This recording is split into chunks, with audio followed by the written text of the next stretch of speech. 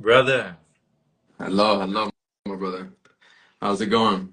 greetings, brother. It's going well. It's going well. It's going amazing, man. Today's been well already. How's your day going? Amazing. I can't complain. I'd be a fool to complain. Um, it's been I spent it with the kids. I spent it in peace, and I'm Nice, excited for this. Thank you for inviting me onto here. nice, man. I love that response, brother Joseph. That's the first time I've ever heard that response. You said That's you cool. said I'd be a fool. I'd be a fool to complain. hmm hmm Oh Yes, man. yes. I mean, you know, when even if I told myself a long time ago that even if I was having a bad day, I would never cement it in stone by sharing, that I am having a bad day. Mm. I don't need to be reminded that I'm having a not so bad day. You know what Mm. I mean? So, um, ever since I was a teenager, I was sharing that. I've been sharing that, oh, I'm amazing. I'm amazing. And it throws people off every time. You're like, wow, I'm good, but I wish I was amazing. That's the response I get all the Yeah. time. And it's like, well, then profess it and put it out there. Right. Tell me that you're doing amazing, or tell yourself that you're doing amazing. Even if you're not, at least you can put it out there. Exactly. And start, you know what I mean? You start seeing things differently. Right. You start being grateful about smaller things that Hmm. happen throughout the day. But yeah. Much gratitude, brother. Gratitude, man. Words have so much power, and you know this. Just listening to you right now, like you're very intentional with your words. I just love that you put out that intention. Words are one of the greatest invention when it comes to intention, when it comes to the Mm, the confirmation from the affirmation that we're speaking, and what it is teaching and how it is reaching, not just to be preaching, but to also just to profess that over yourself, to express that over yourself, and just, I mean, geez, man, you've been doing that since you were a teenager. man, when you put it like that, man, I mean, I guess I didn't know how powerful that was. When you put it like that. Yeah, yeah, I guess I have been. Where did that come from? Maybe it was a partly, intuition, Okay. and the other part was almost like a defense mechanism, Okay. to kind of counteract the environment. And Hmm. so, yeah, I guess I would say it was 50-50, but I didn't realize until you put it like that. Yeah, that's very Okay. powerful work. That's very powerful. It's one of the things that kind of separates us from the other species on this planet is that ability to say those Right. words. Right. That holds so much power. Or even writing of the words had so much power. My son started writing for the first time. He wrote his first sentence. And I was like, that is one of the most powerful gifts that you can have. Now you can create your reality how you really want Wow. it. And I told him that, and he was just like, wow. And it's like, yeah, when you put it out there like that. Yeah. I love the way you explained it though. You have a beautiful way with the words. So I love the way that you put it. Thank Yeah. Gratitude, brother. Thank you. The spoken word, the written word, just acknowledging the words, just the word, like when you're talking about your son, writing that, you said his first sentence. How old is your son? He's six How now. young? He's 6. Yeah. And what's your son's name? Leon. Leon. Yeah. Powerful. Strong name. Yeah. Strong name. Like I was wondering as well, your name Octaviani. I haven't Mm. heard that name before either. I know Joseph, that feels very biblical, Joseph. But Octaviani, where does that come from? I wish I knew. I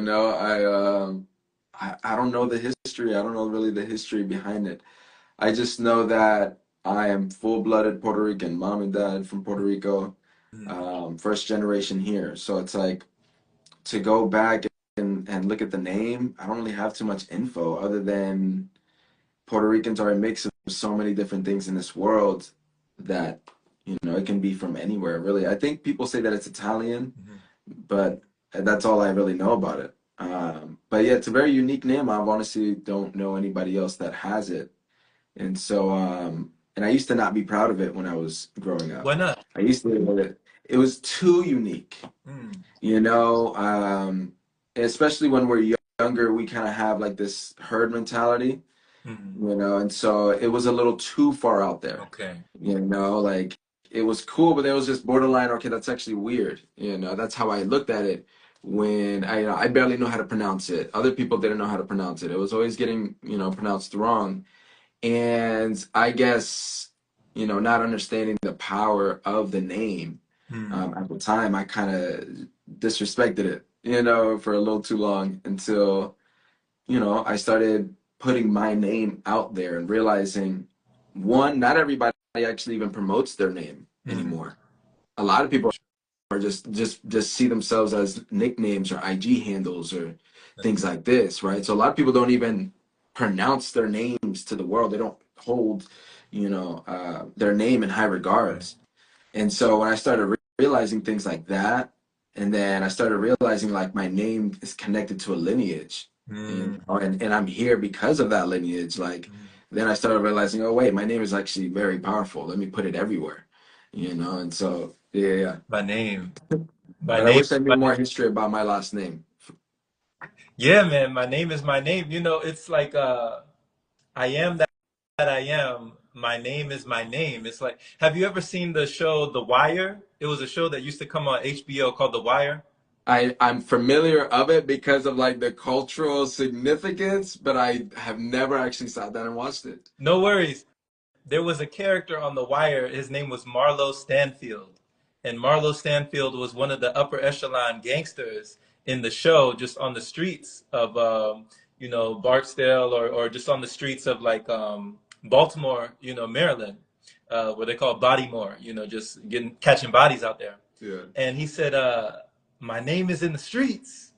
My name is my name. Oh, Like that's he was hard. telling, That's hard. Yeah. Ooh, that's he was hard. telling like his Yeah. people, he was telling them like, whoever's talking about me, like we need to handle that. And they're like, yo, it's just, Yeah. they're like, yo, chill out. It's not that serious. And he's like, my name, Always you that know, serious. that that's Yeah. my name. Yeah. Yeah, yeah, yeah. You have two things, your balls and your name. Like, you know what I mean? Like, no, I started to see it that way. Then I started to correct people politely, Mm, of course. But then it became like a mission of mine to correct people. Like, no, you have to, and I teach that to my children. Like, no, this is not your name. This is your name. We named you that for a reason. hmm Don't let people butcher it. You know what I mean? Be proud of your Right. name. And so I started, kind of adopting that stance and being more proud of my name. But that took, I mean, years, decades actually, to get to that point. Right. Beautiful, man. When you were talking about earlier, Brother Joseph, when you were speaking these words of affirmation and just putting out that positive vibration, even when you were in a negative situation or had negative surroundings or circumstances or even your environment, you said you were kind of counteracting the environment. So, can you Mm. talk about like what was it, the environment that you grew up in, or maybe you were raised around or came up in, that you had to counteract with your words intentionally that way? Mm. My, it's crazy. My childhood is in some parts it's a blur. Mm, I don't know if um, football just kind of destroyed my brain a little bit, or if trauma made it black it out. mm, But a big part of my childhood is a blur, and the parts that I do remember um, were sadly the more traumatic parts, and my upbringing was very much so just mm. rowdiness, whether that rowdiness was in the home or outside of the home, a lot of Okay. anger, whether it's in the home or outside of the home, a lot of verbal Mm, abuse inside or outside of the home. And so, you develop these defense mechanisms like the positive self-talk or For me, a lot of it was jokes and laughing and laughter. Right. You know, I was the jokester of the class because at home I was the sad boy, you know, Mm. and that came from, you know, abusive parenting. It came from local gang activity, I guess you can say, or Okay. mischief happening in the outside that I, you know, succumbed to. I succumbed to peer pressure. Mm. And these types of things were my environment, you know. So it was just a lot of anger and a lot of, so I needed to do a lot of Right. self-defense, basically. I was in a position of constantly having to defend myself. Okay. Um, and yeah, luckily I'm a Cancer. Luckily I was a mama's boy. Luckily I was more in tune with my emotions. And so, you know, I eventually ended up learning how to control them. Beautiful. But, you know, yeah, as a kid, my my first thing was to just throw hands. My first thing was to just to match that level of rowdiness, or if not, go even worse. Hmm. And so it was very self-destructive. It was very self-destructive, I would say, was my internal environment to match the very destructive external environment. Mhm. Okay. Man, thank you for your honesty, brother. You know, because I resonate with you a lot. Like when it comes to the emotions, I mean, we're both water signs. You know, like you say, you're a Cancer sun, you said? Yes, sir. So this is your birthday month right here. Yes, sir. Awesome. Yeah. And you're about to be 30? Yes, sir. Beautiful, man. Beautiful, brother. Like we're only maybe 4 5 years apart. I'm about to be 35 this I year. love that. I love So that. this October I'll be 35. So you're about to be 30. We're both water signs, so we understand, the emotions.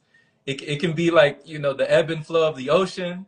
It can be a lot of commotion when we deal with emotion. So when you're talking about throwing hands and just getting irate, getting unleashing that wrath, that rage, that sacred, that anger, where do you feel like that really stems from? When do you feel like maybe you absorbed that, or where did that originate, that anger that you had to channelize or alchemize in that way? That's from my dad's lineage, my dad's side of the family. Okay. It runs down the family. Like my dad, in and out of prison, abuser, that type of Hmm. stuff. Grandpa, military, stern, you know, energy. And it's just been like that throughout the lineage. So I just adopted this, you know, um, this like bravado, I have to make myself the strongest and dominate. I don't want to be dominated. Like I had that. And that all comes from, yeah, just the men in my life at that time, Hmm. and seeing how either they were abusing me or they were abusing others or they were just angry all the time. You know, it's monkey see, monkey do. Exactly. You know, when we're children, it's very much so monkey see, monkey do. And, Exactly. Yeah. for sure. We're very, very malleable, very moldable, and like Mhm. we're just molded, shaped, and colored by those surroundings, like just the things that we see, like you said, our visual, what we see in our surroundings, what we see in the environment, what we see, especially in our parents, our parental guidance.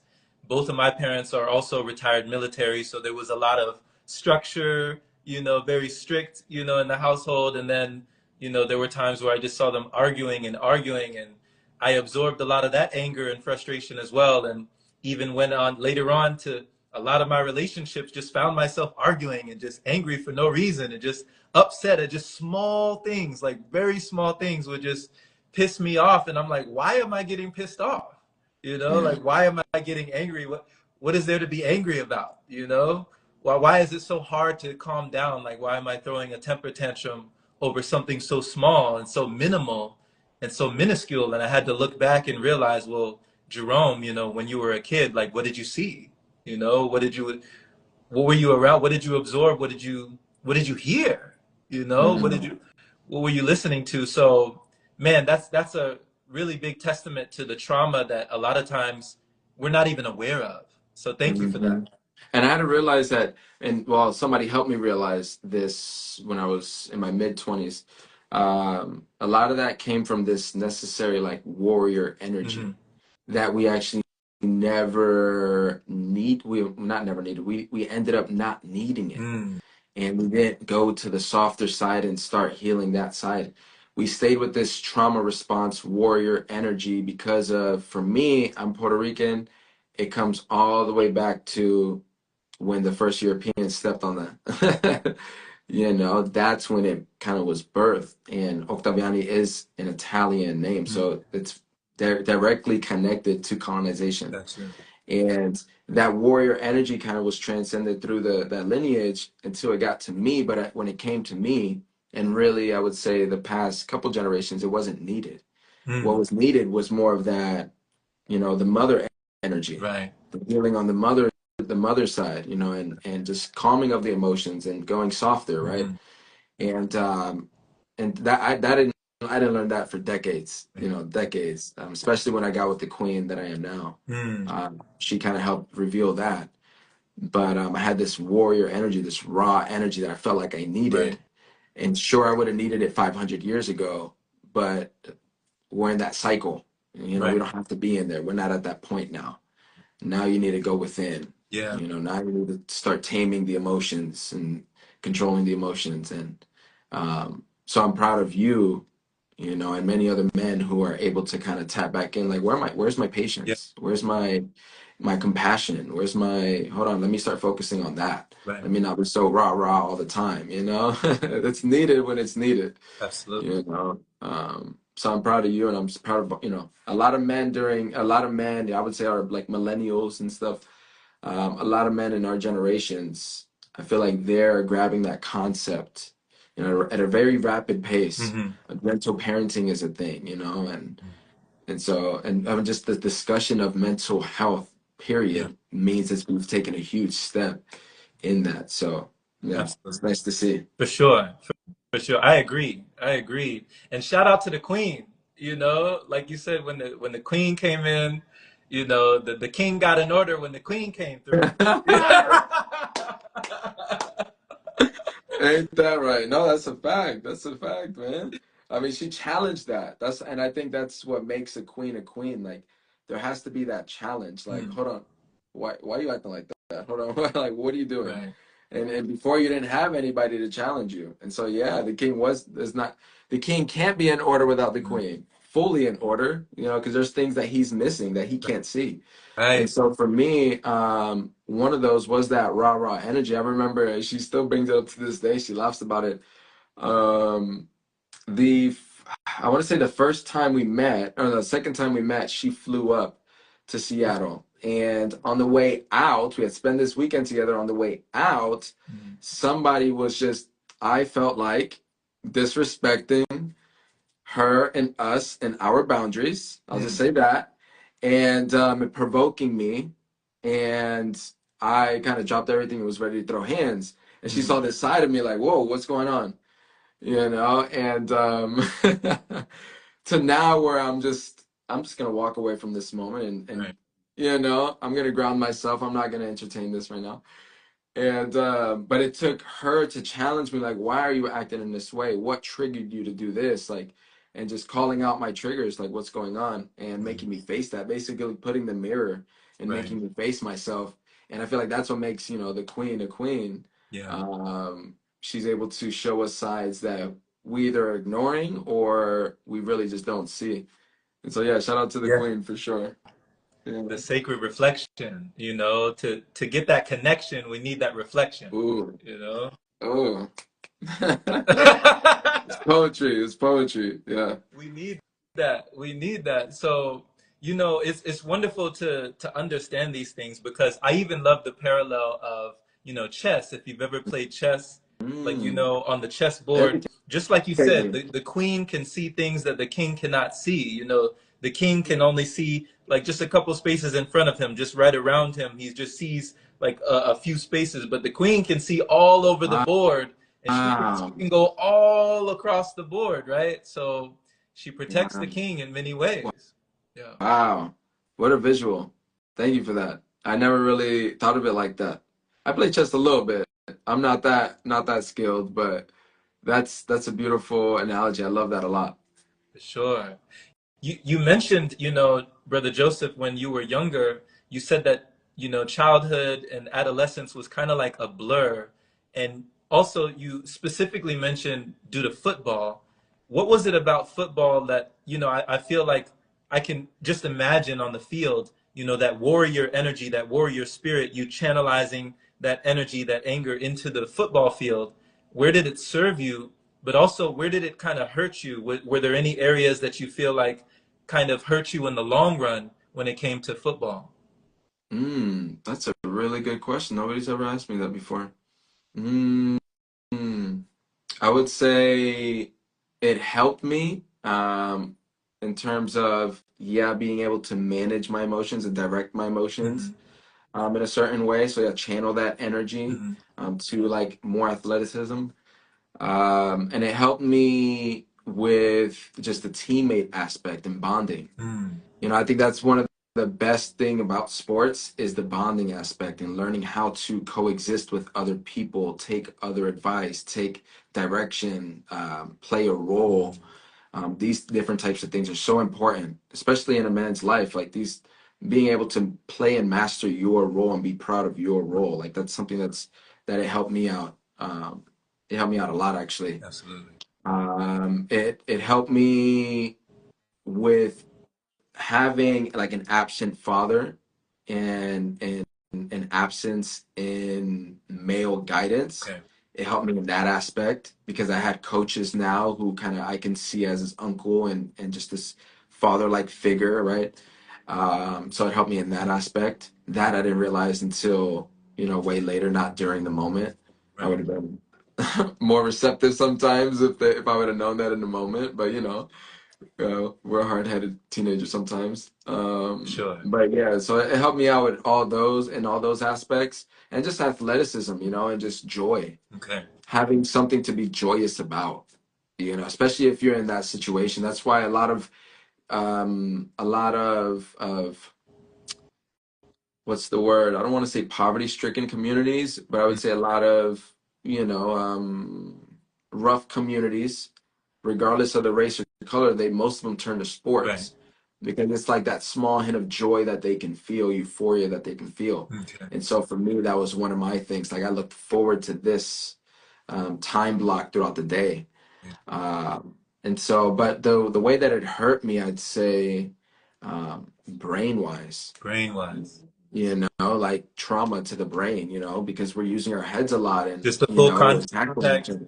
The contact, the hitting of the heads and all these different types of things happen. Even though there's like proper ways to do things, it's a football game. So we're crashing into things, we're getting injured, we're falling on the floor in different ways our body really shouldn't be falling.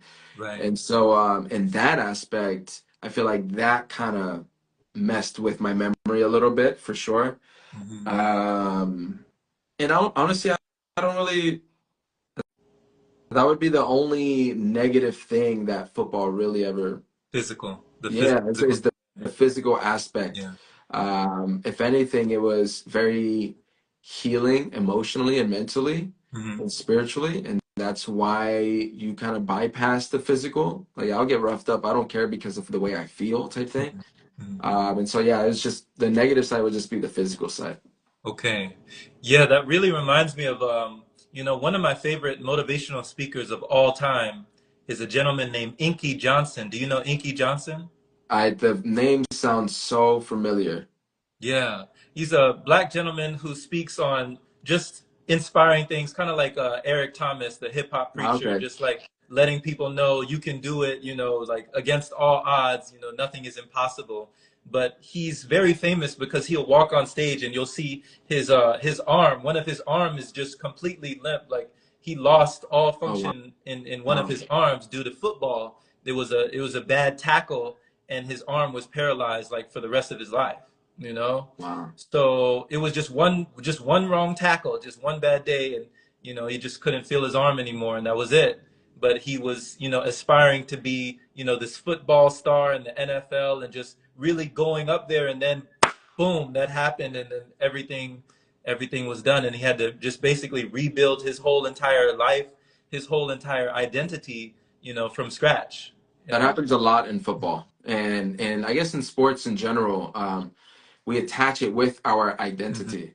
And Mhm. that's one thing that I did. I didn't know. I didn't. know anything else. I wasn't expecting anything else out of life, but I'm gonna play football to the, and that's a lot of sports players think like that. So we attach it to ourselves, and so when high school is done or college is done or wherever, or even professionally, like when that is done, we kind of don't know ourselves. We don't really know what to do. We don't know who we are, and so we have to like create that identity again and find that identity again.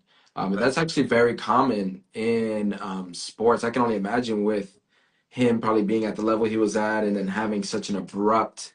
Yeah. That is tough. That's even tougher, because it's like, whoa, you wake up and it's what's going on, right? But yeah, a lot of people have that problem with sports. They don't know how to kind of separate themselves or separate the sports from their identity. Exactly. Um, yeah, For sure, for sure. You know, it's interesting too because, yeah, like just that identity that we wrap ourselves up in whatever activity we happen to be doing at the time, even with, like, I have family members that I remember, and even myself, I almost slipped down that road of going into the gangs that were in the neighborhood, the gang activity, the people just hotboxing in the car or smoking over here, selling dope over there. And like it was all around my area. It was all around my block. It was there for me to be, nurtured by that energy. But, I'm thankful that I guess, my parents, they saw where I was heading and them feeling that I needed to be, I needed some discipline since I wasn't even old enough to go into the military. They sent me to a boarding school. So they just shipped me off to Calhoun, Tennessee. You said that. You said they just whoa. sent me they just sent me off. They just said you got to get out of here and until you get right. So, Wow. for you, what do you feel like you can give gratitude for that you didn't go down that road with the gang activity? Was there a certain person in your life or a certain element? Was it football? Like what was the element that got you out of that element so that you weren't going down that trajectory?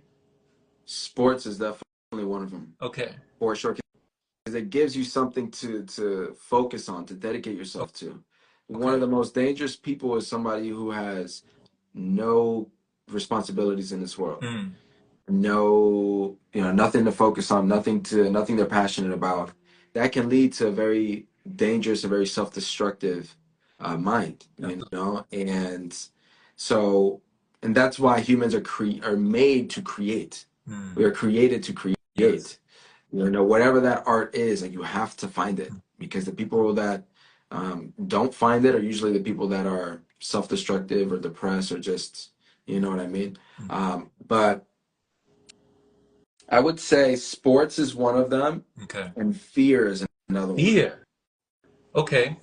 Just because I was a tough guy doesn't mean I wasn't scared, right? Just because I fought somebody doesn't mean I wasn't intimidated, or nervous, but I had a lot of fear to death. I Mm. had a lot of fear of just not being able to do what I want to do in life. Like, I just had a lot of fear, Mm. and so. Um, yeah, luckily that was able to kind of guide me. Okay. I wasn't able to go too far in the deep Right. end because I was scared of how deep it was. I'm like, all right, all right, all right. Yeah.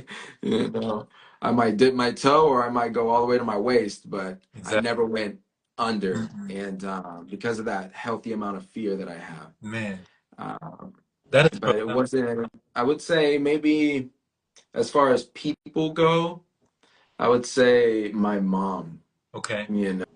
No, my mom is like the Mm. angel. She's literally like an angel, and to see her in a state of heartbreak, Mm. that's something that would change my mind about whatever I was doing, Yeah. you know. Um, and so I guess pros of being a mama's boy at the time was was that not wanting to like really disappoint her. Right. Um, my dad, I was probably doing it out of spite.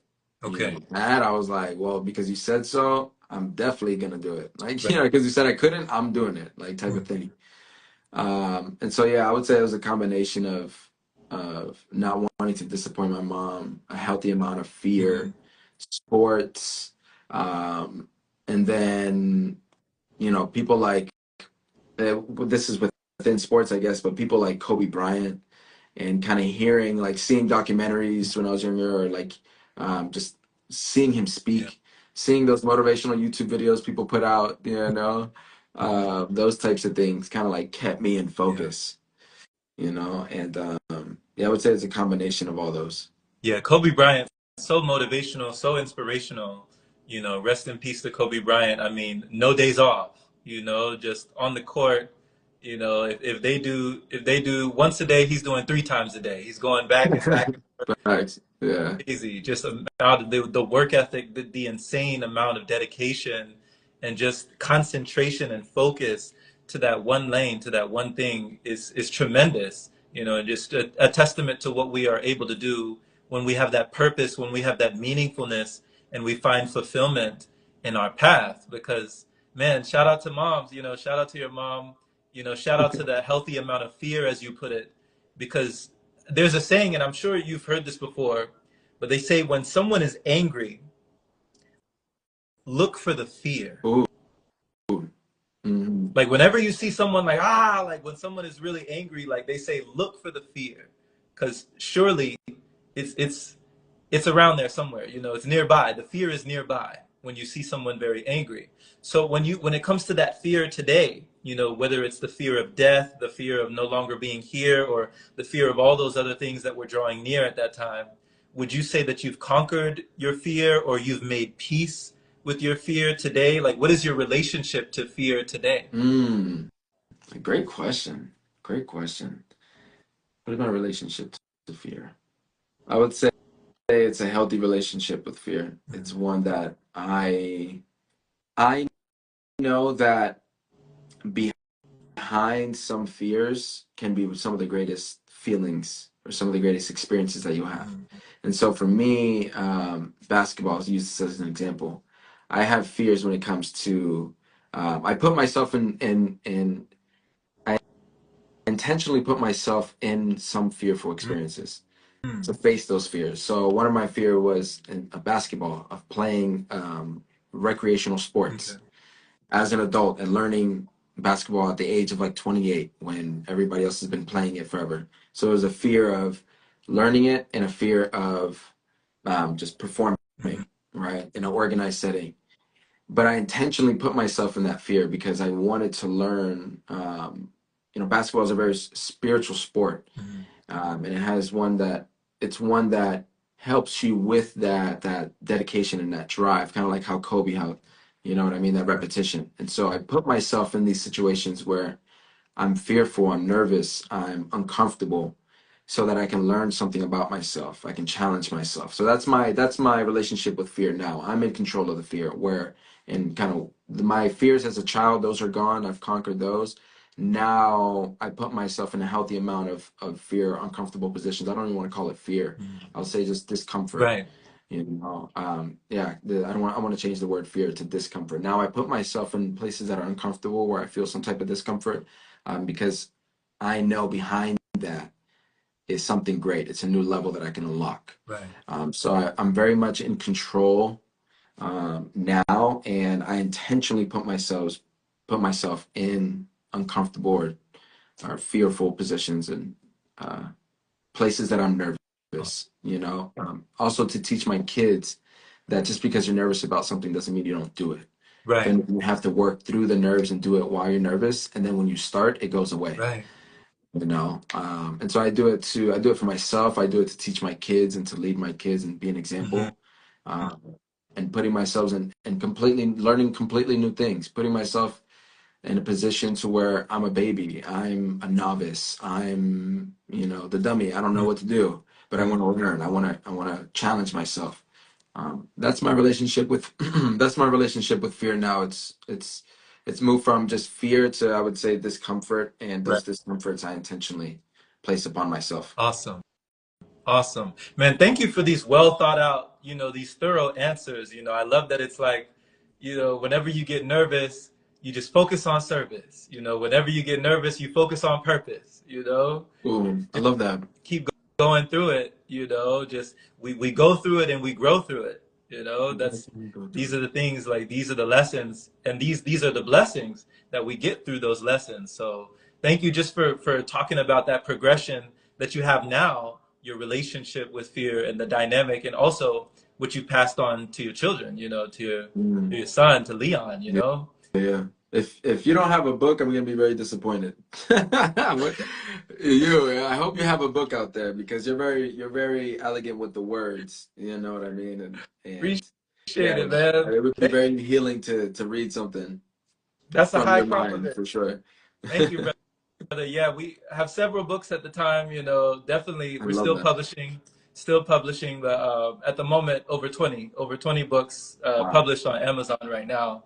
We're still going, and just in health and wellness in general, I'm fascinated because that's the topic that I never knew that, or never even thought that I would get into in my life. It definitely wasn't my topic of choice or my interest back in the day. But when it comes to things now, like what you circling back to what you said in the beginning, Brother Joe, about just peace of mind, you know, just mental well-being, you know, these things are so freeing right now that for us to understand that this is the information that we need in the nation. So when it comes to these herbal medications, you know, the herbal medicine, just the plant medicine, or even just the plant life, you know, living life, this plant-based life in this plant-based way. How did you get onto this trajectory? Like, when did plants come into your life? When did the herbs come into life? Where did this journey start for you? In the beginning, I used to say, oh, it started after my surgery. It started after I landed in the hospital. Okay. But as time went on, I realized, when I sat back and reflected, my experiences with nature, my experiences with this natural side of living, Mm-hmm. I can go back to my childhood and all the times that we visited Puerto Rico Mm. and all the times that we were up in the mountains or I was on my grandpa's farm or, things like that. I was picking out stuff that I was just finding out there. Mm-hmm. That's where my love, my connection to just a natural way of living Yeah. kind of started.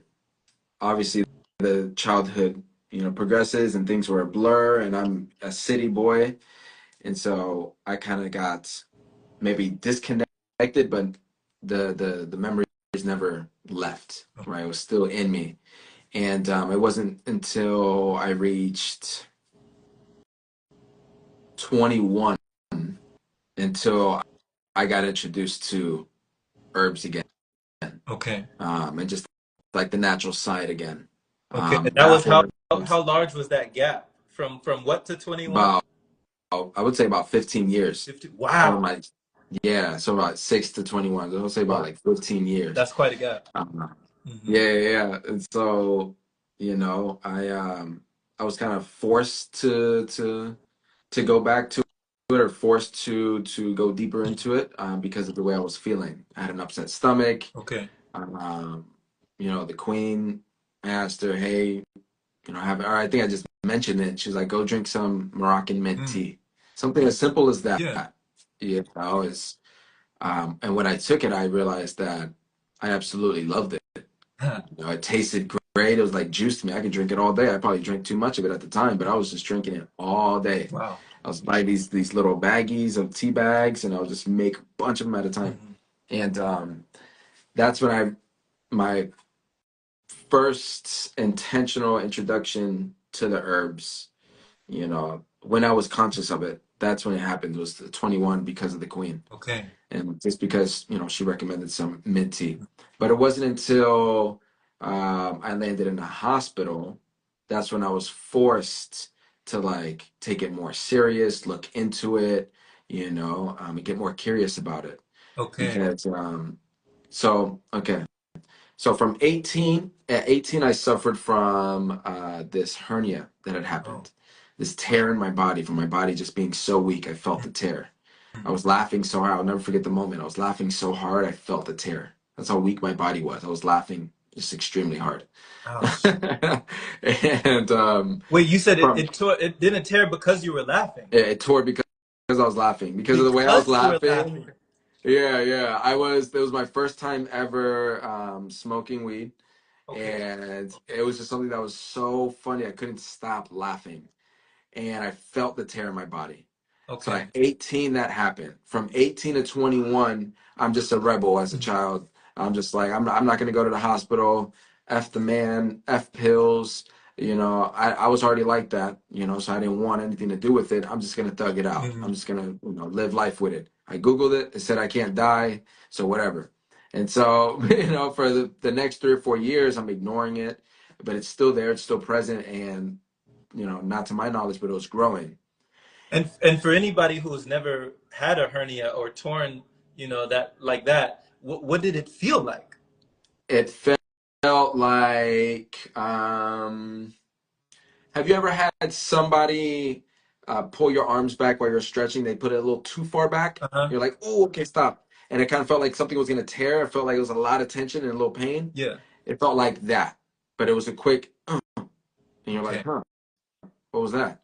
And so I was aware of it, and I didn't know there was a cyst growing inside of it. Uh-huh. Because when there's a hernia in the groin, it's like it opens up the outside world, like things can come out. Okay. And so there was a cyst that was growing out of it, and I would push back in, it would come out, and I just dealt with it. Oh, And it wasn't until I was 21 to where I was in so much pain where I had to get rushed to the ER, and I passed out in the ER. And from that point, jeez. of that 2 weeks I was in the hospital, it was all I had was YouTube Mhm. University and a And lot of time to right. myself. And so I'm looking up anything natural, anything alternative to this medication and these things that they want to do to me because I was Right. so against it naturally. And that's when I really decided like I need to learn these things and test it out on myself when I leave here. Hmm. So it wasn't until I was about 21, and actually I turned 22 in there Okay. in the hospital. So it was my birthday. Wow. But I turned 22, and so um, yeah, it wasn't until that point. And so from that point on, it was like I was like a kid at a candy store. Mm. I became so passionate and so curious about it because I was like, what do you mean this can do this in the body? Like what? That's just so fascinating to me. What, this plant that I saw walking around yesterday, like this can do this? Like what? And so it was just so cool to me, right? And over those 2 weeks, I discovered certain accounts that I really liked. I started looking up ebooks and audiobooks and PDFs and anything I can find, and just fill my brain with all this knowledge so that when I got out, I was able to order them. I was able to do things and experiment on myself. Right. And so that's how that journey started. Was in that hospital. Beautiful, man. Beautiful. Thank you for walking us down memory lane, giving us the origin story, the genesis of, life the plant way, just this is the way, this is the way, just that understanding that has been so demanding and just, oh man, it's awesome to understand that, like they say, nature always provides, you It know, does. It it, does. I it always felt a always, connection to it too. mhm, I always felt that connection, but the environment around me was so loud that I couldn't decipher it. right. I couldn't make past the noise. But there'd be times where I'm just like going off the beaten path because I saw a cool looking Mhm, flower, a cool looking plant. I saw a cool looking berry. I want to try it. Like so, it was already enticing me as a child. mhm, Nature was kind of bringing me back to it. Um, but it wasn't until I was an adult until it was forced upon me, mhm. where I had no other options but to look back and Yeah. look back to the original mama. Like, are you ready now? You ready to come back home? Yeah. You know? Yeah. You You just tapped in, man. You tapped in, Brother Joe. Like, you know, before you had tapped in, of course, to the warrior spirit, the hunter, the warrior, that type of ancestral energy. And then you also, on the opposite side of the spectrum, the yin and the yang, you tapped into, the gatherer spirit, like just that ancestral of mm, going around and just experiencing the plant life, being one with nature. You remind me, I was in a park one day, and this was years ago when I was still with my ex-partner, my ex-wife. And this was back when I was eating all kinds of, cooked meals and cooked stuff. And I mean, we were preparing a lot of different dishes and stuff. But I remember I was walking through this park and I seen this guy I'd never seen before. And he was picking these red things off of these bushes and like putting them in a little satchel that he had with him. and he was up there in age, but he had a lot of wisdom. And I just thought, you know what? I need to learn from this guy. He has something to teach me. You know, let me go up and see what he's doing. Like, what is he doing? Everybody walks through this park. Not one person ever I see picking these little red things from these bushes. And I said, you know, sir, what are you picking? Like, what is this? And he said, oh, this is Chile piqueña. Chile piqueña. Chile pequeña. I was like, what are you talking about? And it is these little red things like Chile pequeña. That's what he called them. And so he told me to just put a whole bunch of them into a bag, and then I would grind them up, and I could make salsa for like chips or whatever I wanted, you know, chips. And I just make my own salsa. So I started making them. It was fire. It was fire, bro. It was right there I in the love bush, that. like in the neighborhood. I didn't have to go to the store and get, you know, the picante. It was right there. Yeah, It was I right love there. that, man. And I love people like you that go and ask. That's one of my favorite things. I know he was probably super happy to give you that information, or that somebody just asked. When I'm out foraging, which I forage a lot, Hmm. even in public spaces, like I'm picking at things, or I'm smelling things, or I'm doing something, and I love when people come and ask me, "Hey, what is that? Hey, Right. tell me about it. Why are you doing that?" In a way where they just want to learn. They're very curious. I absolutely love that.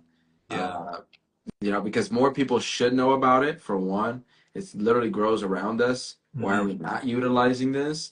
And for two, it's like a each one teach one moment. Now you can spread that to somebody else in the park when you pass by it, or hey, did you know this, right? And yeah, so I love that you were curious enough and brave enough to ask him for his knowledge, because that's one of my favorite things to do, especially when I'm at a grocery store or I'm out hiking. Hey, how do you pick that? Hey, how do you use that? Hey, how do you know what I mean? I love that you asked, and I wish more people would ask. Yeah, man. There's so much we can learn from others, you know, especially who have already traversed the road that we're traveling. You know, they've gone before us. They can see that, hey, you might, you know, this might help you out. Like, hey, you look like you're doing all right, but here's something else. You know, like here's something else. Throw this in the mix and see if this can benefit you in any kind of way. And you know, each one teach one to reach one. You know, I Mhm. definitely believe that we all have something that we can learn from each other if we're open-minded in that way, if we can have that curiosity like a child to learn. So when it came to, you know, life the plant way, when it came to you flourishing and finding things that were so nourishing and so encouraging, who were some of the influences for you? Was there like a Dr. Sebi or a Dr. Robert Morse or Arnold Ehret, or like what were some of the people that you revered or looked up to on this kind of path? I had four main teachers, and I have them Mhm. on my website. I listed them all. I have four main teachers, and they kind of taught me. They brought either inspired me, or taught me a certain aspect of healing. And Mhm. so Dr. Sebi was the Okay. inspirator. That was the one I found on my hospital bed. Mhm. That was the inspiration to me, even being aware of this natural healing, this natural path, Mhm. this life. Right. So Dr. Sebi was that first one that inspired me. He was that light bulb for me. So shout out to him, rest in peace. Yeah. um, and so after that, I became more curious about it. Mhm. And after that, I found three other people. So I found Robert Morse. Okay. He was I'm trying to get the correct order. So I would say Dr. Mhm. Sebi, Robert Morse was second, and They then paved the. the third one, he taught me about fruits and looking at the body in a very simplistic manner, looking at Mhm. paying attention to the lymphatic system, paying attention to the different systems and how they connect. Mhm. And so Sebi just introduced me to the world, and he made me realize how important eating fruits Yeah. was. And then Dr. Robert Morris introduced me to the power of fruit, Mhm. to the fact that we are fruitarians and that we're a fruit-based species, just like the monkeys. And then the third one was Honorable Priest Kailash. He's somebody that is actually, he's young. He's still an elder of mine, but he is younger than Robert Morris. Okay. Okay. He is somebody that is in St. Lucia, and so I'm Puerto Rican. So for me, Caribbean herbalism was is my thing. You Okay. know, I've learned a little bit of from traditional Chinese medicine. I've learned a little bit of Ayurveda. Learned a little bit of these things, but my major way of my main way of doing herbalism, my main way of practicing medicine is Caribbean herbalism. Caribbean. And so I look to the Caribbean to find herbal elders, herbal teachers, and Honorable Priest Kailash was one of them. Okay. He is a Rastafari man, a very knowledgeable, wise, beautiful man from St. Lucia, and you can actually follow him on Instagram Hmm. for all you guys. He taught me a couple of things. He taught me how to connect with the plants spiritually, with the herbs spiritually. He taught me about like the true, like the essence of the herbs, the spirit behind the herbs, talking to the Hmm. herbs, waking it up at nighttime if you're gonna harvest it at nighttime, like like these types of things, like how to connect with the herbs and stuff like that. And so that's what he taught me. And then of course he taught me about some of the herbs that grow on the islands. Okay. Um, and then the last one was Patrick Delves. Okay. And Patrick Gotcha. Delves is from uh, Grenada, Okay. Barbados, one of those. I want to say Grenada. I want to say Hmm. Grenada. Um, and he taught me how to put the herbs Hmm. together, how to combine the Okay. herbs, how to, and he's young, he's still alive. He's a Rastafari man, I believe, too. And he's, you know, he's young and still active on social media. So you guys can give him a follow. Beautiful. Patrick Delves. And yeah, he taught me how to combine the things. He taught me like uh, real herbal medicine, like how to put together certain herbs, what herbs don't get put together, the classes of herbs, Yeah. like the more technical part of herbalism. Yeah. And so they've each taught me a different thing. And from there, I let self experience Hmm. and my experience with other people. It became my experience with first it started off with myself and me experimenting on every herb that I can find, Hmm. and then it went me into I wanted to dive deeper into the things that were troubling me. Hmm. And so I started becoming a master in those Hmm. areas. I had erectile dysfunction, I had an inflamed liver, constipation, very bad cystic acne, Hmm.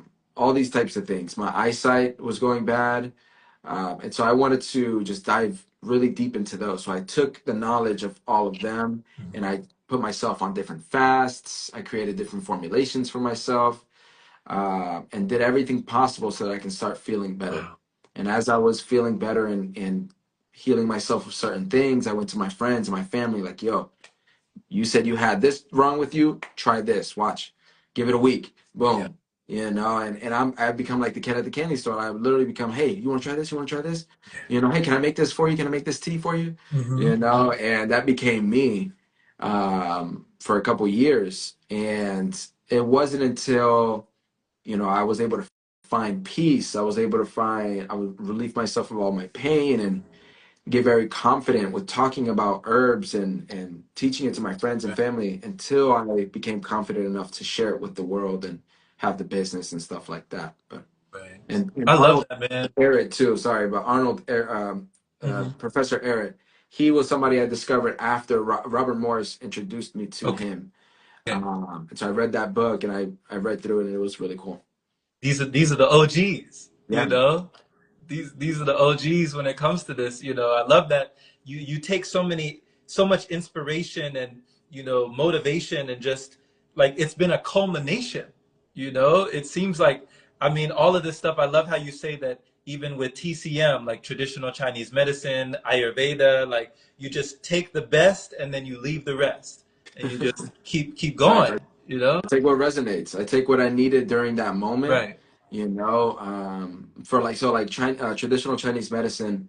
There was two things. One, Patrick Delves, he practiced traditional Chinese medicine, Mm. and so a lot of his approaches were from that point of view. And so I learned some of it from him. But then also on my own, when I wanted to heal my eyesight, I Uh, started learning that in traditional Chinese medicine, this organ connects to this, the liver connects to the eyes. And I started making these connections thanks to some of the things I was learning to try to heal my own Right. self. Right. And so that's why I say, yeah, I take some inspiration from them. I take what resonates. I take what I needed during that time, Yeah. you know, and throughout all of the world, like there's some traditional African medicines that I like. Mexico has a bunch of, and my wife is Mexican, so Yeah. I've gotten to really learn about traditional medicine in Mexico and what they're about. Man, very powerful. So yeah, I'm always learning, always learning. Even though I've been doing this for what, 8 years now, going on 9 years. But it's a Like, lifelong thing, fun. you know. Yeah. For sure. You could still learn, you know, even when you were talking about, you know, these icons, these idols, these people who, you know, we can revere and who we can hear so much of this knowledge and wisdom from their experience and their expertise. You know, you mentioned like he's still here, like he's still around, you know, like he's still alive, like he's Rastafari, but Yeah. he's Like, still get to it. Go. yeah. Yeah, like go do it. Like go follow them, go find Yeah. them. The knowledge is out there. The people are out there. We got to give people their flowers now. We see what. Luckily, I feel like Dr. Sebi got flowers, but I feel like he got way more after he passed, when he should have got. And he lived to a very ripe age. So I Right. feel like, while these men are still young, Patrick Delves, I think he's in his 50s. Mm. Same thing with Honorable Priest Kailash. They're both in their Okay. 50s, Okay. and have been doing it for at least like 30 years.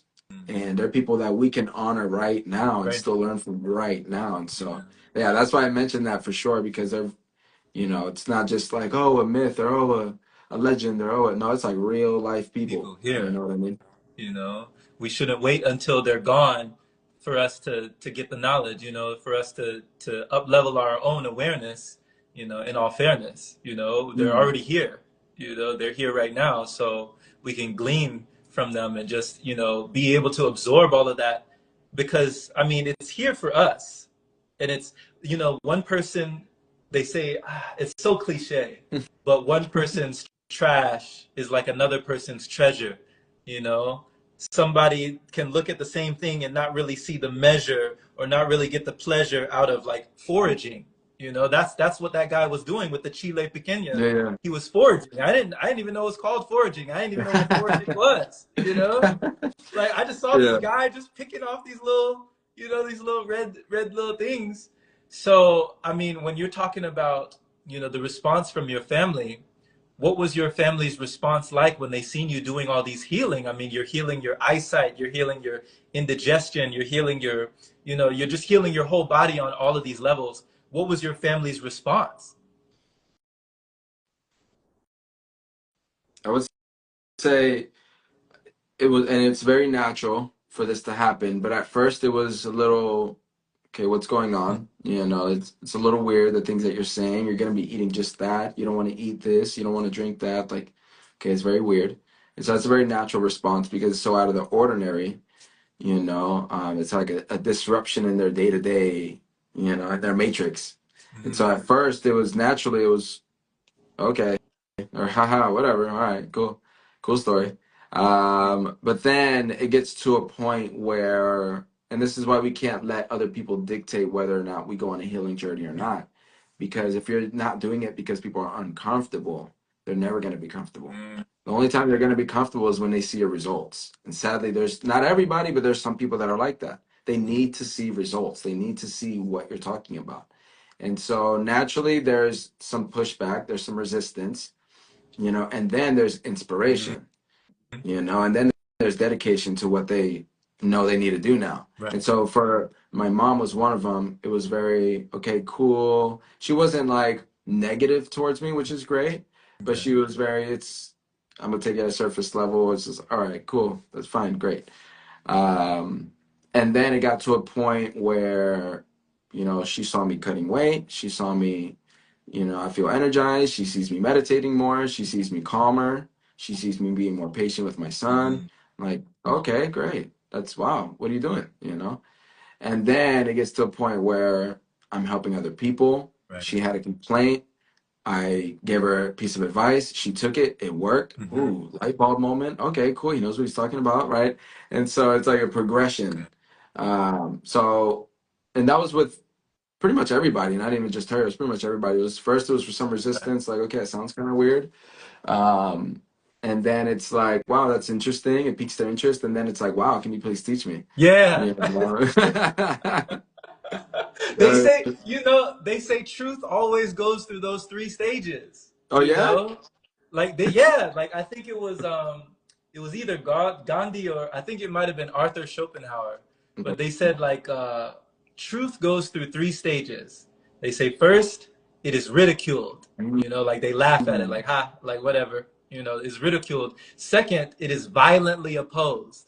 Wow. They really come out like, no, this is wrong. And then third, it is accepted as self-evident. Like, hey, you know, how could it be any other way? Of course, Yeah. of course. Yeah. It's common sense. And that's what Yeah. and that is one of my biggest, that was one of my biggest motivations when I first started learning this and sharing my Mhm. knowledge. I want to make it to where it's common sense for people Okay. because it is common sense, but somebody has to break it down in such a way. Right. Somebody has to provide the right analogies and the right explanation to get people to understand it. Like, oh, duh. Mhm.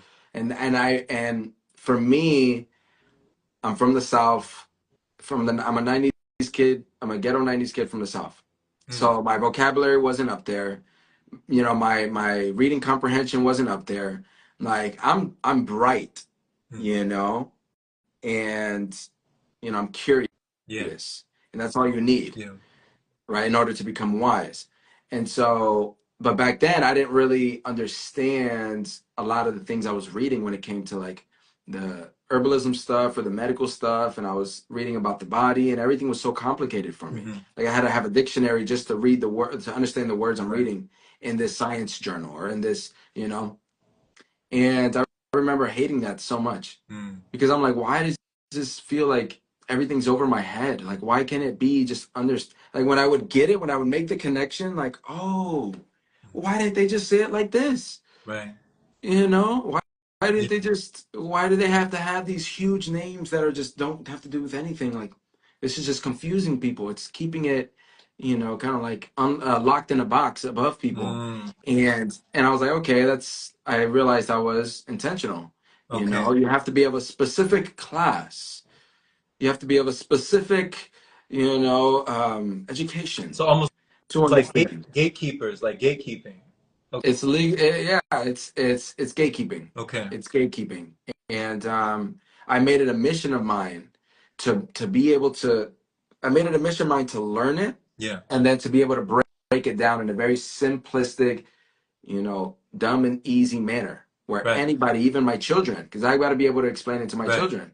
And for me, I've always believed that if you can't explain something to a child, then you don't really know it at all. You're kind of just saying bullshit. Oh man. Excuse my language. No, And yeah.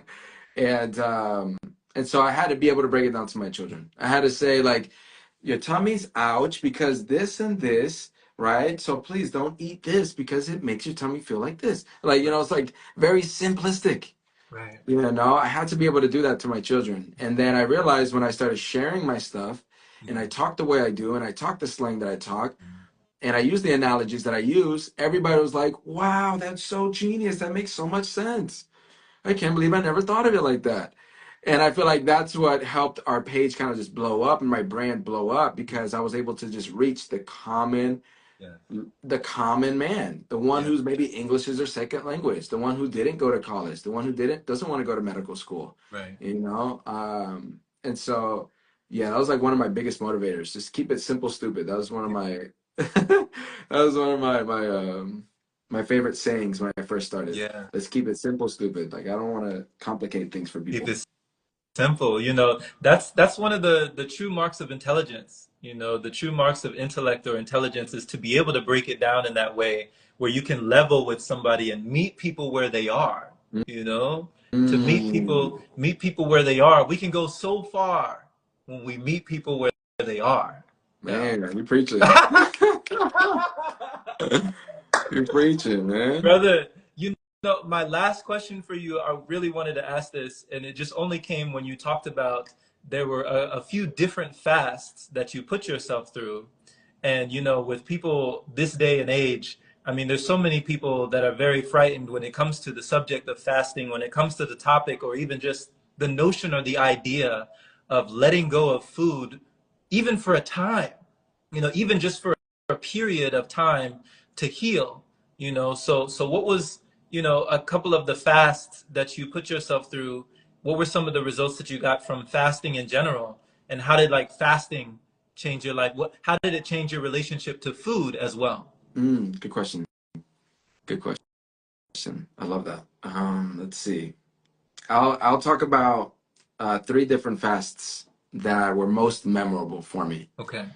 The first fast was, and this was inspired by Dr. Robert Morse. Hmm. 6 months, I ate 90% of just Oh. oranges. Like if I ate something else, it was maybe some mangoes in the summer because I love my mangoes, Uh-huh. or it was some watermelon because I cannot have seeded watermelons in the summer. And Okay. so, but other than that, it was just oranges, oranges, oranges. Um, Wow. and I loved oranges. For one, they were like candy to me. Hmm. I'm from Florida, so Florida oranges are some of the best oranges in the world. They were so Hmm. good. And so naturally, when I heard of Robert Morse doing that, I was like, wow, you can do that? That's impossible. How did he survive? Like, Right. like just eating oranges all day, every day. That just doesn't make any sense to me. But when, for me, my intuition was very strong, probably being a Cancer sun, that, I believed him. I didn't even believe him. I knew he was telling the truth. Hmm. I didn't have belief. I knew. And so I was like, okay, if he said he did it, I'm gonna do it.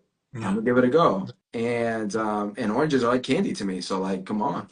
And so that was the first major fast I went on. Okay. And that was in 20, early 2020. Wow. So 6 months, 90% oranges, little mangoes on the Yeah. side, but you Uh, 90% all oranges. I mean, yeah. what were you feeling like after that? Like, what was your body like? What were you looking like? Well, I was looking like a stick, if that's what you're wondering. I was looking like a stick figure. And, me being somebody who was into working out, into sports, I'm 5'11", so 160 was always like my comfortable weight. Mm. Me dropping down to 135, it's like I look like a stick figure. And Okay. so, however, mentally, I felt sharp. Okay. I felt sharp. I was just like I can control my mind. I can just like not have my mind do anything. I can just have it silent. Before it wasn't like that. It was chattery, right? Before I'm like I can just chill and have nothing, not a thought go through my mind. I can meditate for 30 minutes straight, and which was huge for me because as a child they told me I had ADHD and I can never stay still, Same. and so my longest was an hour straight. Wow. But and so that's what I was doing during that time. I Okay. was able to start meditating longer. I was able to have more energy. Okay. Strength wise, I didn't have my strength, Okay. but a lot of that strength was built over trauma. That was masking the trauma. Okay. And right, that's something that sports players and people who work out super intensely, like bodybuilders, a lot of them I feel like is just they're masking this trauma Mm. that's internalized. They're making up on the outside. That's what I was doing. I was making up on the outside with how little I had on the inside, what little substance I had on the inside. Wow. And Wow. so when I was doing it, I started realizing that like a lot of these muscles that I was shedding they were Wow. fake. It was props. Okay. And so I needed to go. This is kind of me, partly it was me coping with the fact that I looked like a stick and I didn't have any muscles that I was used to. Okay. Um, Man. but yeah, I felt like a stick, but I mean, like the clarity and Yeah. the mental, the focus, the energy, the calmness, the peacefulness, my nervous system coming back and just being able to sit peacefully, Mm. being able to not react when a fly lands on my ear. Right. That was one of my biggest missions when I was first starting to meditate. Like when I sit outside, every time a fly or a bee or something would come, I'm jumping at it, swatting at Right. it. And so I had to Right. I was able to retrain my nervous system to be at peace, Yeah. to not be overstimulated. And Yeah. so That's tremendous, man. yeah. Just to be, if you can be mindful around a mosquito, that's amazing.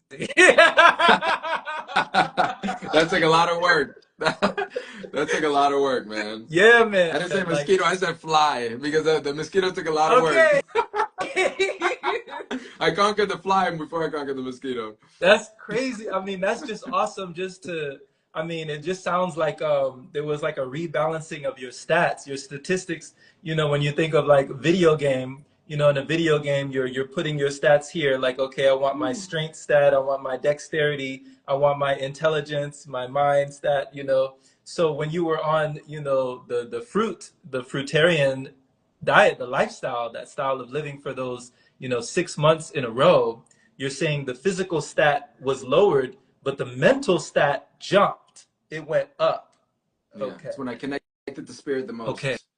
That's when I was able to connect to spirit the most. When I was able to really feel my electrical body, like I could Right. feel it. I Yeah. feel the tingles, and I felt so much energy. I would only need like 3-4 hours of sleep.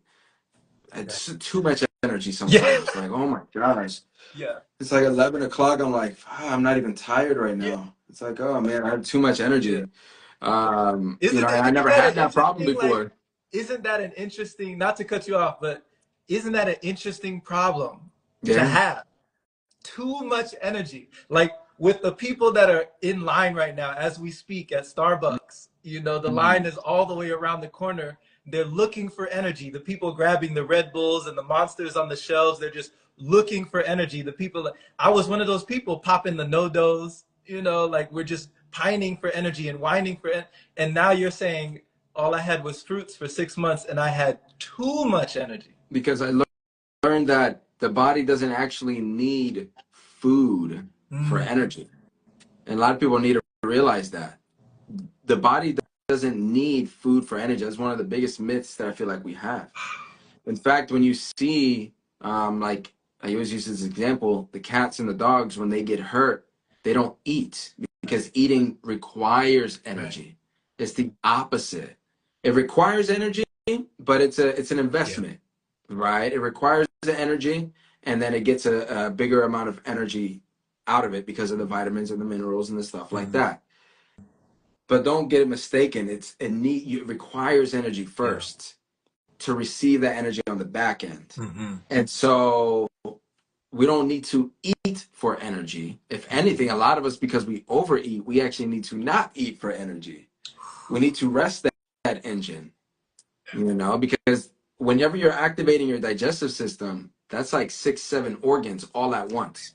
As soon as you put something in your mouth, okay, your small intestine has to do this, your pancreas has to do this, your liver has, and so that's why we get the itis when we eat too much. Yeah. That's why on Thanksgiving we eat those heavy plates. We want to go to sleep. We feel Hmm. tired because it requires energy. And so I during that 6 month fast, I was able to understand that less is Yeah. more. If you can get a bigger bang out of your buck and eat less, Mm. it's going to be more for you. You're going to have more energy. And so fruits, the lowest calories of food you can eat, but Mm. they're also the highest density of nutrients you can eat. There you go.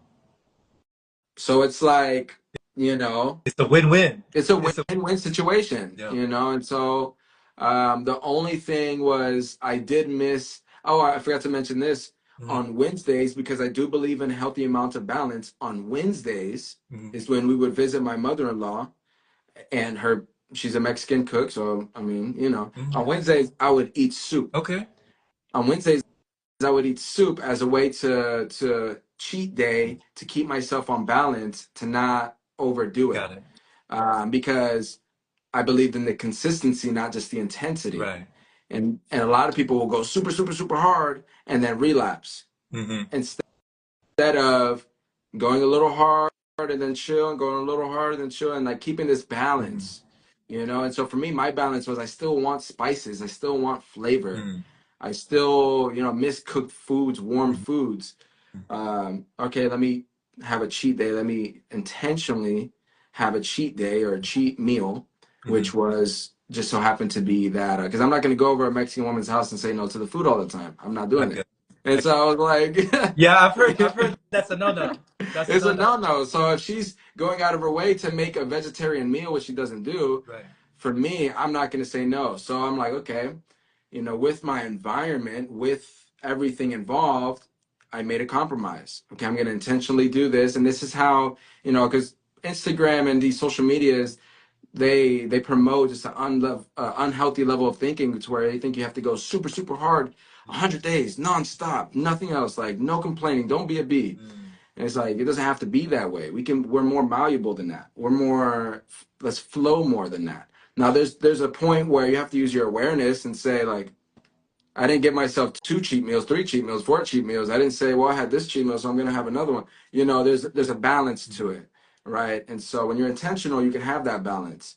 And Mhm. so just my quick tip for anybody who wants to go on, let's say like a 6 months, a super extended type of fast or type of eating, schedule your cheat days, Okay. schedule your cheat meals, Okay. you know?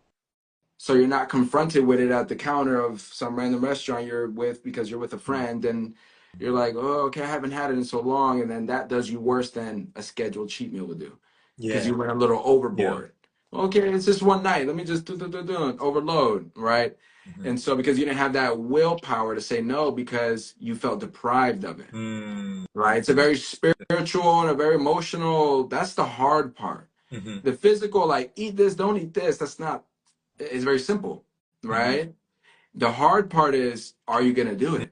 How Mhm. consistent are you going to Mhm. be? Are you going to fall under peer pressure? Are you going to Yeah. blame the vacation, the date, the this, the that, on why you ate that when you weren't supposed to? You know Mm. what I mean? So it's like the cultural, the religious, the work, the family pressures, like that's the tough Yeah. part. That's the emotional, the mental part. And so to ease that up and to you know, allow you to be more successful, schedule in those cheat days, Schedule it in. guys. Those cheat meals or whatever. Like, ooh, my Friday, I'm here to have these chips that I've been wanting all week, and it's gonna make it taste even sweeter, right? And so, yeah, I highly recommend that. For sure. Everything is better. Like after a fast, after you've gone without something for a long time, you taste everything way more magnified, like way more heightened, way more, emphasized, like all the senses, just the taste buds, just the textures, just everything is just times 1,000. Yeah, When you come back to it after a certain amount of time, you really learn to appreciate it, you relish it, you have gratitude for it on a whole nother level, versus when you're steeped in it and you're kind of stuffing yourself with these items, these condiments, these toppings, like these whatever, constantly over and over. You're not even really tasting it, you're not even appreciating it, you're not even really understanding like what you're putting in your body. It's just kind of in one end and out the other, yeah. you know Less really is for more. sure. We have to be more appreciative of just Yeah. less, of having less. We're so addicted to this Mm. overconsumption, that the idea of limiting our own selves for our own betterment feels too much for us, or it feels, there's Okay. resistance. We can't fathom the fact that we're restricted in some way, you know. And so realize that less is more. I Yeah. had to realize that with that extended fast that I did. Um, yeah, we don't really need that much, And to be honest with you, I realize how much time we spend on eating and thinking about food and preparing food and something having to do with food. A lot. It's a A lot. lot. It's a lot of our day. And when I, relieve myself of that because I'm fasting, the day opens up, the world opens up, my imagination opens up. And I'm like, wait, what do I do now?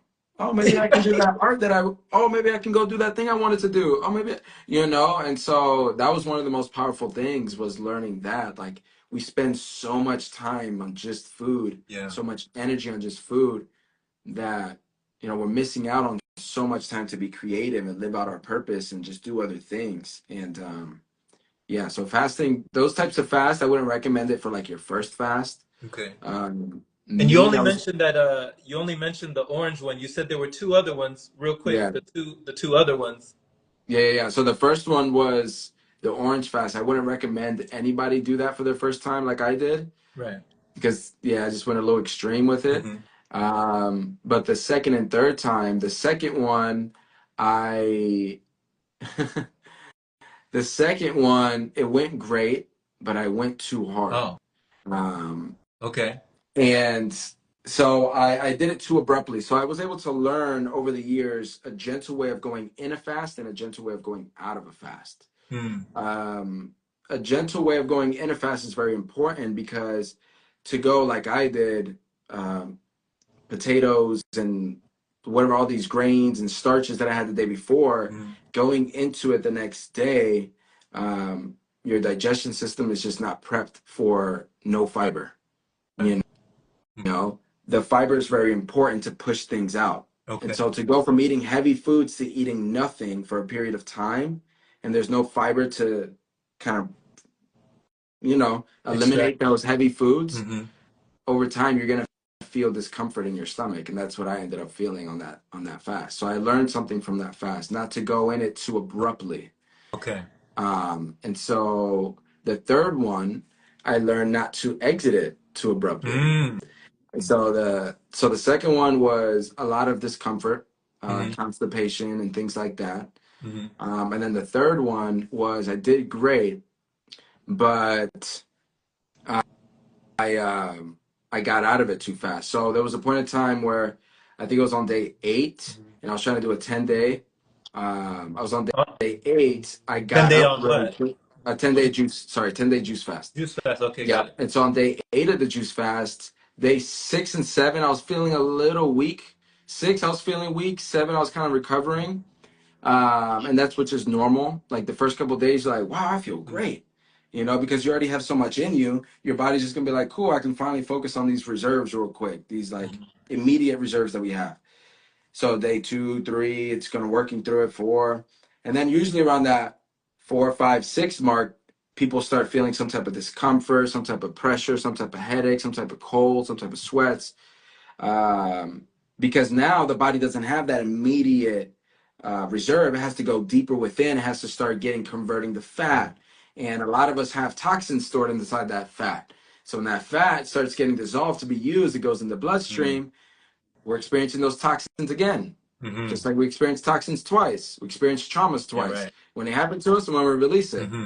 And so when that was getting released, people feel some type of way. So for me, that was around like day 6, 7. I was feeling weak, Mm-hmm. which is normal. But day 8, I had gotten up too fast. I was feeling weak, and I had gotten up. I think the dog was barking, Uh-huh. and the babies were Mm-hmm. sleeping. And so naturally, I got up really fast from my bed, and I go like sprint towards him, and I just collapsed. You Oh. ever get up? You ever get up too fast, and you're like, Okay. Yeah, right? yeah. And so my Mm-hmm. blood pressure was already low from the fast. I was already a little weak. I had just went from sleeping to getting up and Mm-hmm. running. I just collapsed. Boom.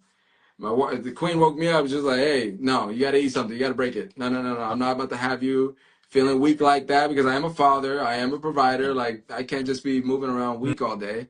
Mm-hmm. Under my own accord. Like, chill out. So the queen had to call a timeout. They had to call a Yeah, timeout, yeah. and I agreed Flag, with her flag because I on the was like, play. exactly, exactly. Like, come on, get your energy back. And I agreed with it because I didn't want to keep feeling like this.